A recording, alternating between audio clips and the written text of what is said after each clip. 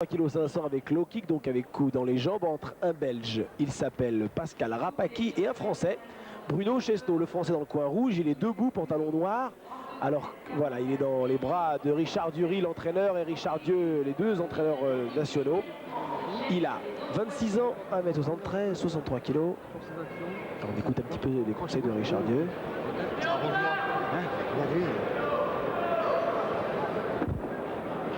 Vous avez vu son palmarès, 12 victoires, 6 acquises avant la limite et 6 défaites. Son adversaire est un Belge de 23 ans. Un petit peu plus grand, 500 grammes de plus, 6 victoires, 2 par KO. Il est donc invaincu. L'arbitre au centre de ce ring est un Libanais, il s'appelle Monsieur Salman. Finale assez ouverte, Daniel, avec peut-être un nouveau titre de champion du monde pour un Français. Eh bien, on l'espère bien. Chesneau a fait un beau parcours. C'est un garçon de tempérament et je crois qu'il est capable d'aller jusqu'au bout. Il est champion de France de kickboxing 90-91. Il a été médaillé de bronze au championnat d'Europe VACO il y a 2 ans, donc les championnats d'Europe de boxe américaine amateur. Et il était encore cette année deuxième sur le plan européen. C'est donc l'un des tout meilleurs boxeurs européens dans cette catégorie. Je vous rappelle, dans les rangs amateurs.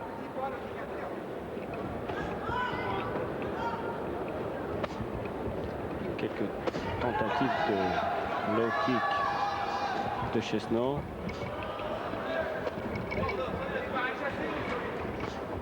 Deux garçons prennent leur distance avec les jambes actuellement. Là, très en ligne, il devrait bouger un peu plus. Chesneau devrait délaxer. Une grande allonge, ce Belge.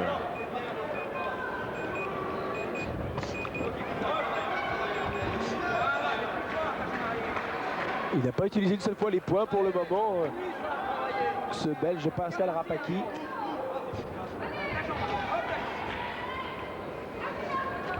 Oui, beau contre du gauche, c'est bien. Oh, encore, il a une belle anglaise, Bruno Chesneau. C'est un de ses points forts et je pense que vu l'allonge de son adversaire, il faut absolument qu'il rentre. Voilà, très bien, mais là, ça l'est moins. Oh, attention, un crochet droit qui était presque un semi-uppercut. Ah, c'est un match très ouvert qui se déroule sur un bon rythme. Et il reste trop en ligne, le Français, là, actuellement. Ah, je préfère le voir travailler de manière offensive. Ça lui convient beaucoup mieux, c'est son tempérament.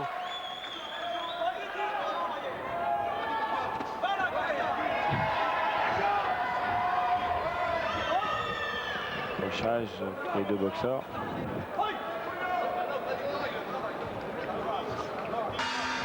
Fin de ce premier round. On va écouter les conseils des deux Richard. Suis-le, donne-moi les suites. Vas-y, mets-lui aussi.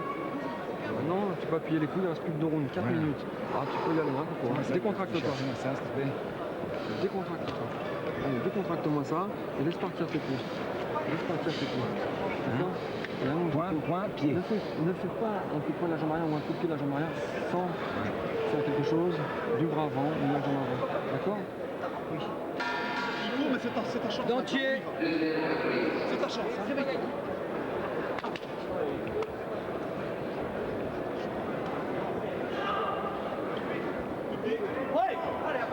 Deuxième reprise.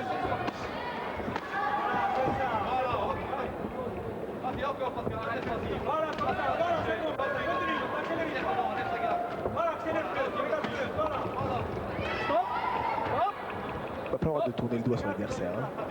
Non, on ne doit pas frapper dans le dos et on ne doit pas retourner de la même manière. On ne doit pas tourner le dos à l'adversaire, bien sûr. Il faut donner tout ce qu'on a. C'est tout de même très court, 3 rounds. Oui, alors que chez les professionnels, c'est quand même beaucoup plus. Oui, les matchs se font... Ah, beau, belle série du Français. Le Belge va être... Non, il n'est pas compté. Non, il n'est pas compté, mais il est fatigué car... Je crois. Il y a un beau travail mais il se reprend bien. Est-ce que de Chesneau. Chesneau va profiter de cet avantage? Oui. Chez les professionnels, Daniel, vous disiez... Les boxeurs boxent entre 7 et 9 rounds et 12 rounds pour les championnats du monde. Alors qu'ici, donc les amateurs, comme c'est le cas d'ailleurs en boxe anglaise, 3 rounds, c'est le maximum. rencontres, ils font plusieurs matchs dans la journée. Et ma foi, c'est vrai que lorsqu'on arrive au niveau des finales, il faut avoir une bonne condition pour avoir fait tout le parcours et bien réussir sa finale.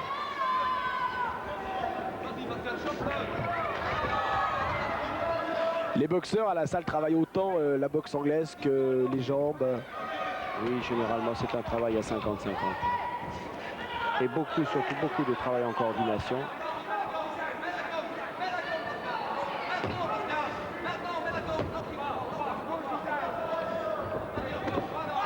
Oh, le crochet droit n'est pas passé loin, heureusement pour Chesneau. Il faut qu'il impose sa boxe à ce boxeur. Oui, c'est bien, une belle série des 2 points. Ah, il fait le forcing, il marque des points dans ce deuxième round, le champion de France. Oh, la droite, il est obligé de s'accrocher. Rapaki qui finit éprouvé, il a été un petit peu sonné dans cette reprise, c'est sûr. Je crois que le gong arrive au bon moment pour lui. C'est un championnat du monde. Attends, tu peux même. Écoute-moi bien, regarde-moi dans les yeux. Pascal, je t'ai dit qu'il n'était pas là pour rigoler. Toi non plus. Maintenant, tu as tout ce qui te reste dans le trip, tout ce que tu as dans la peau, tu vas le mettre maintenant au 3e. Tu m'as bien compris. Mets-lui dans le dos. Encore. Tout ce que tu as dans la peau, tu vas lui mettre. Ok?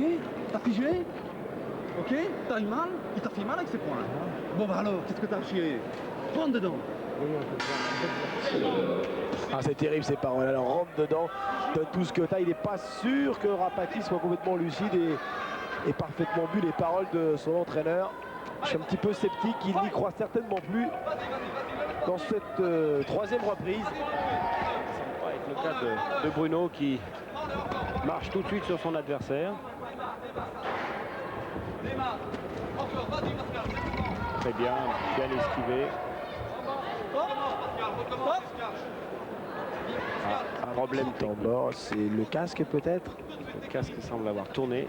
C'est bon, c'est réparé. Le casque est obligatoire chez les amateurs. Et ils ont d'autres protections d'ailleurs au niveau des jambes. Protège tibia et les protections de pied bien sûr. Qui recouvrent le dessus du pied. Ah, bon, Une sorte de chausson.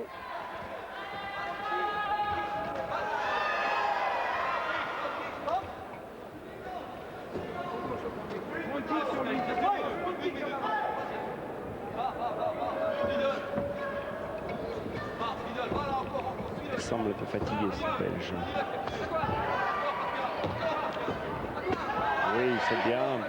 Bon blocage et remise. C'est un petit peu l'hypercute.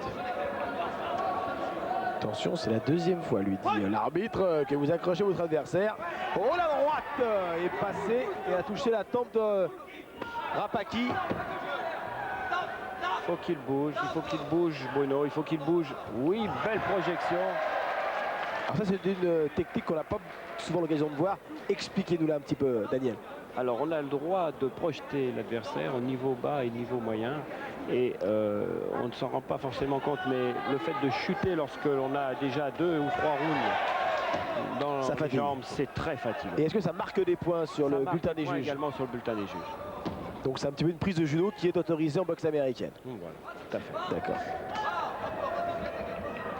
Il est plus très mobile, ce Belge Rapaki, et il prend des coups maintenant.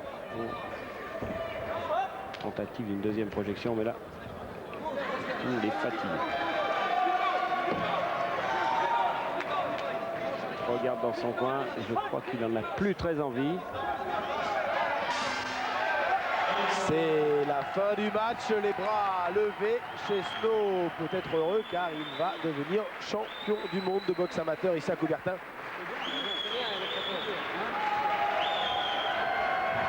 Très éprouvé le Belge, c'est la contraste bien sûr avec la belle santé du Français. Il a souffert dans ce match, Pascal Rapaki. Hein. Oui. Ça devrait être la confirmation du titre mondial pour un Français, en l'occurrence Bruno Chesneau. Chesneau, France. Le visage volontaire, il a battu le Belge Pascal Rapaki.